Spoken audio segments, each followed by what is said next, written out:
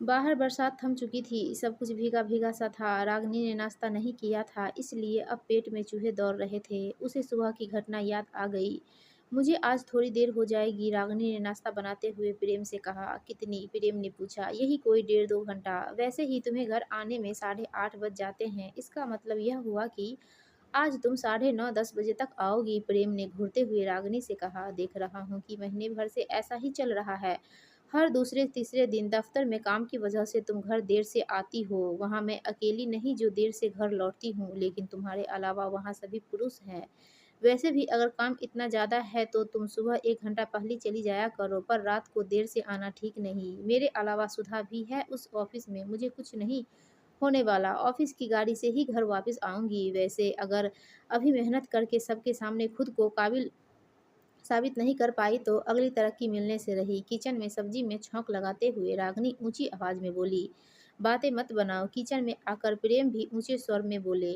तुम समझती क्यों नहीं? हमारे बेटे को मेरी और तुम्हारी दोनों की जरूरत है। इस अभाव में उसके विकास पर फर्क पड़ेगा। कभी इस बारे में भी सोचा है? रागिनी चुप रही। वह किसी भी कीमत पर झगड़ा नहीं करना चाहती थी। उसने खाना डब्बों में डालना शुरू कर दिया। सुंदर व स्मार्ट होने के साथ-साथ रागिनी वाक्पटु भी है। किसी भी विषय पर कहाँ क्या बोलना है और कहाँ चुप रहना है, वह यह अच्छी तरह जानती है और अपने इन्हीं गुणों के सहारे वह पिछले 4 वर्षों में ऑफिस में 2 बार विशेष तरक्की पा चुकी है। कुछ तो बोलो, प्रेम एकाएक चिल्लाए। प्रेम, मेरी बात शांति से सुनिए, रागिनी बोली। मुझे मालूम है कि पिछले दिनों मैंने घर को कम समय दिया है। आपको पता है ऑफिस में मुझे किन हालातों से गुजरना पड़ रहा है। प्रेम ने रागिनी की ओर प्रश्नवाचक निगाहों से देखा। मुझसे उम्र में छोटी सुधा को बॉस ने अभी पिछले साल नियुक्त किया और उसे एक तरक्की भी मिल गई। यही रफ्तार रही तो वह मुझे जल्द ही पीछे छोड़ देगी। मैं भी अब मेहनत, लगन और अनुभवों के माध्यम से खुद को आगे ला रही हूँ। अगर मेरे काम का नतीजा अच्छा निकला तो मेरी तरक्की निश्चित है। कितनी तरक्की चाहिए तुम्हें? क्या अपनी तरक्की की चाह में अपने बच्चे की तरक्की का दायित्व तुम भूल गई? तुम्हें बेटे के गुमसुम चेहरे पर कुछ नहीं दिखता? उसे अकेलापन खाए जा रहा है। मुझे उसे देखकर डर भी लगता है कि हमारी भागती-दौड़ती ज़िंदगी में वह खो न जाए। प्रेम ने रागिनी से समझाने के स्वर में कहा। मैंने तो औरतों का जन्म लेकर ही गलती की। रागिनी कड़वे स्वर में बोल उठी। मेरे नसीब में क्या हमेशा समझौता करना ही लिखा है? मेरी कोई आकांक्षा नहीं। मुझे आगे बढ़ने का मौका मिल रहा है तो मैं उसे क्यों खो दूँ? देखो रागिनी, तुम तरक्की को नशे की भांति पाना चाहती हो। यह तो अंधी दौड़ है। अभी एक तरक्की फिर दूसरी तरक्की फिर। यह क्यों नहीं कहते कि मैं अगर ऑफिस के कामकाज में उलझ गई तो तुम्हारी सुविधाओं को कौन देखेगा? रागिनी बुदबुदाई। उन दोनों पति पत्नी में जो बहस हुई, आखिर में दोनों ने अपना गुस्सा नाश्ते पर निकाला और दोनों भूखे ही अपने ऑफिस के लिए निकल पड़े। एक तो ऑफिस में टेंशन, ऊपर से घर में भी टेंशन। रागिनी मन ही मन सोचने लगी, कहाँ तक मैं दोनों को संभालूंगी।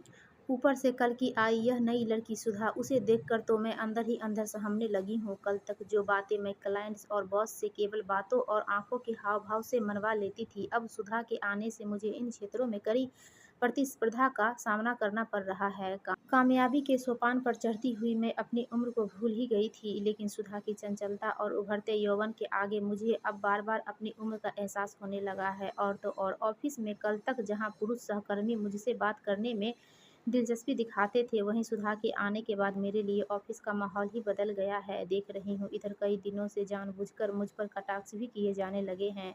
सुधीर ने जब मुझसे चाय पीने के लिए कहा तब सुधा के साथ ऑफिस के सभी कर्मचारी कैंटीन चले गए थे। आजकल मेरा जीवन जिस उथल-पुथल से गुजर रहा है उसमें किसी से बातचीत करने का मन ही नहीं होता और सुबह की बातों को लेकर तो मैं काफ़ी अशांत थी, इसलिए चाय अवकाश में भी कैंटीन नहीं गई थी। देखते ही देखते फिर बादल घुमर आए थे और रिमझिम फुहार बरसने लगी। ठंडी हवा के झोंके खिड़की से रागिनी तक पहुंच रहे थे। हरी भरी प्रकृति और रंग बिरंगे हंसते हुए फूलों को देखकर एकाएक उसका मन कुलबुलाने लगा कि काश मेरा जीवन भी सदा इतना रंगों भरा व खुशनुमा होता। वह खिड़की से बरसात की बूंदों को देखकर विचारों में खो गई। एक वक्त था जब प्रेम और मैं घंटों बारिश में खड़े एक दूसरे में खोए हुए भीगते रहते थे। हम दोनों को बारिश में भीगना बेहद पसंद था। शादी के 1 साल बाद हम दोनों के प्यार का प्रतीक हमारे बेटे का जन्म हुआ।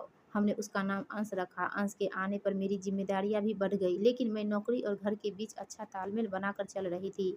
बॉस मेरे काम से खुश थे कि अचानक दफ्तर में सुधा की नियुक्ति हुई। उसके आने पर मैं कहीं न कहीं उससे ईर्ष्या करने लगी क्योंकि वह मुझसे उम्र में छोटी, चुलबुली, सुंदर और बातूनी है। बॉस के मुँह से उसकी प्रशंसा मैं सहन नहीं कर पाती। ऑफ़िस में केवल वही एक महिला कर्मचारी होने के कारण मेरी उससे ईर्ष्या बढ़ने लगी। सुधा नई है पर जोश और नए विचारों से भरी हुई। 3 दिन पहले रखी मीटिंग में सुधा के नए विचारों को बढ़ावा देते हुए बॉस ने कहा था, सुधा की नई सोच की धारणा हमारी कंपनी को निश्चित ही नई जिंदगी देगी। बॉस के मुख से सुधा की प्रशंसा सुनकर मैं जल भुन गई। उधर प्रेम इस बात को क्यों नहीं समझते कि मेरे कंपटीशन में एक ऐसी लड़की खड़ी है जो मुझसे कहीं बेहतर कर सकती है। यही सोचकर मैं हताश हो गई हूँ और अपनी इस हताश से उबरने के लिए अधिक मेहनत कर रही हूँ। तो हर्ज क्या है, लेकिन प्रेम इन बातों को समझना नहीं चाहते हैं। उन्हें केवल वक्त की कमी का एहसास है, मेरे अरमानों, मेरे करियर का नहीं। मैं आपके व्यक्तिगत मामलों में हस्तक्षेप नहीं करना चाहती रागिनी जी, पर एक सहयोगी होने के नाते मुझे आपसे पूरी सहानुभूति है। लगता है आप एक कठिन दौर से गुजर रही हैं। अचानक सुधा की आवाज़ रागिनी के कानों से टकराई तो वह चौंक गई। अरे तुम कब आई? कैंटीन से चाय पी आई, मैंने खुद को संभालते हुए कहा। हाँ, सोचा थोड़ा जल्दी आकर आपकी परेशानी बाँट लूँ। कहते हुए उसने मेज़ पर रखा पेपर वेट घुमाना शुरू कर दिया। तुमसे किसने कहा मैं परेशान हूँ? थोड़े रूखे स्वर में रागिनी बोली। लीजिए, क्या मैं इतना भी नहीं जानती कि आजकल आपकी बातें ऑफिस में सभी की ज़बान पर है? सुधा बोली। कैसी बातें? किसकी बातें? सकपकाकर रागिनी के मुँह से निकला। हम दोनों की बातें, सुधा ने गंभीर स्वर में कहा। जानती हूँ, रागिनी ने हथियार डालते हुए कहा। दोष मेरा ही है, मैंने ही अपना मानसिक तनाव कम करने के लिए राहुल को सब कुछ बताया था। सोचा था एक अच्छा मित्र होने के नाते शायद वह मेरी सहायता करेगा, पर उसने तो उल्टे चटखारे लेकर तुम्हारे बारे में मेरे क्या विचार है सबको बता दिया। आपने अपनी व्यक्तिगत बात राहुल को बताकर अच्छा किया या बुरा, मैं इस विषय में क्या कह सकती हूँ।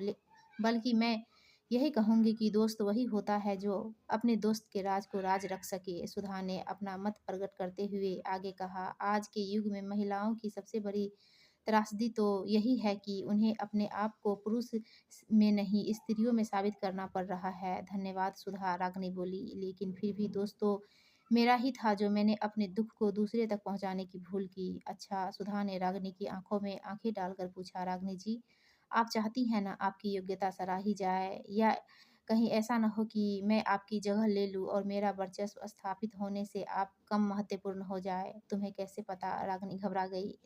देखिए, एक औरत की दूसरी औरत के प्रति ईर्ष्या इन्हीं बातों को लेकर उभरती है। सुधा मुस्कुराई। वास्तव में आप अपनी स्थिति को लेकर असुरक्षित हो गई हैं। मुझे ताज्जुब होता है कि आप में ऐसी भावना कैसे उभरी, जबकि आप मेहनती है, अनुभवी है, लेकिन जवान नहीं, ओजस्वी नहीं। रागिनी के मुँह से अस्फुट स्वर सुनकर सुधा ने कहा, हाँ, लेकिन आपके पास अनुभवों का खजाना तो है। आप अभी भी ग्राहकों को पहले की तरह ही कुशलता से हैंडल करती है। मुझे नहीं लगता कि आपके जैसा हमारे ऑफिस में कोई और होगा। सुधा की बातें सुनकर रागिनी को लगा कि उसके मन से धीरे-धीरे शक्ति का संपादन हो रहा है। मुझसे छोटी लड़की कितनी सुलझी, कितनी परिपक्व है। उसे अपनी डेस्क की ओर जाता देख रागिनी ने सोचा। चाय अवकाश समाप्त होने पर सभी कर्मचारी धीरे-धीरे अपनी-अपनी मेजों की ओर लौटने लगे थे। रागिनी प्रसाधन कक्ष में जाकर बहुत देर तक मुँह धोती रही, फिर अपनी सीट पर आकर बैठ गई तो मन में अजीब-सी शांति आ गई थी। लगा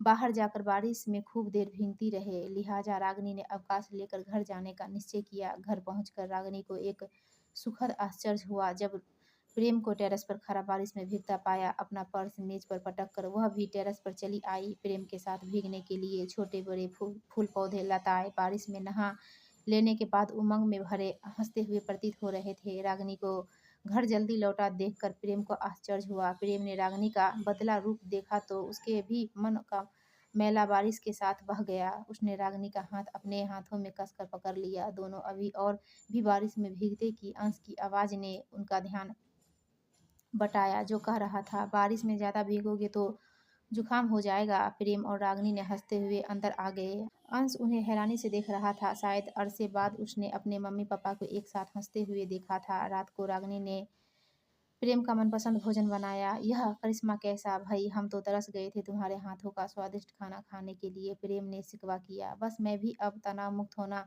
सीख गई हूँ, सोचती हूँ नौकरी छोड़ दूँ। न न, ऐसा मत करना, वरना यह गुलाम अभी तो 8 घंटे की नौकरी करता है, फिर पूरे 24 घंटे की नौकरी करनी पड़ेगी। प्रेम ने शैतानी से अपनी आँखें नचाई। क्यों? आप ही तो चाहते हैं मैं घर परिवार पर ध्यान दूँ। तुम्हारे साथियों ने बहुत उन्नति कर ली रागिनी। प्रेम का स्वर एकाएक संजीदा हो गया। तुम भी ऊपर उठना चाहती हो लेकिन मूल तथ्य को नज़रअंदाज कर रही हो। रागिनी ने हैरानी से प्रेम को देखा और जो अपनी ही धुन में कहे जा रहा था, देखो रागिनी, मुझे अपनी कोई चिंता नहीं। मेरी तरफ से तुम दिन-रात काम करो, मैं तुम्हें कभी नहीं रोकूँगा। हाँ, मैं तो तुम्हें केवल एक सलाह दे रहा हूँ कि तुम अपनी ज़िंदगी का उद्देश्य तो तय कर लो। ज़िंदगी का उद्देश्य? रागिनी ने चौंक कर पूछा।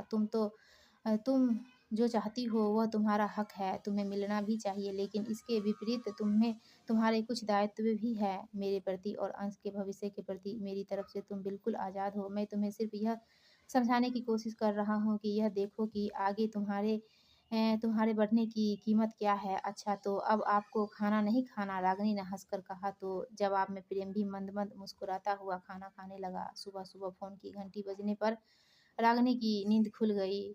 फ़ोन के दूसरी ओर बॉस थे। रागिनी, सुबह-सुबह तुम्हें खुशखबरी सुनाने के लिए जगाया है। तुम्हारे काम की बहुत तारीफ़ हुई है। कुछ ही समय में तुमने कंपनी के काम को काफ़ी बढ़ाया। तुम्हें इसी शहर की दूसरी ब्रांच का मैनेजर बनाकर भेजा जा रहा है। यह कल की मैनेजिंग डायरेक्टर की मीटिंग में तय हुआ है। तुमने अपने घर की ज़िम्मेदारियों के साथ-साथ कंपनी के लिए इतना कुछ कर दिखाया, वह काबिल-ए-तारीफ़ है। बधाई हो। रागिनी ने प्रेम को जगाया और अपनी पदोन्नति की बात बताई, जिसे सुनकर वह भी बहुत खुश हुआ। अच्छा, मैं ऑफ़िस चल कर अपनी पदोन्नति की औपचारिकताएँ पूरी कर लूँ, रागिनी ने प्रेम से कहा। ऑफ़िस में सबसे पहले रागिनी का सुधा से ही सामना हुआ।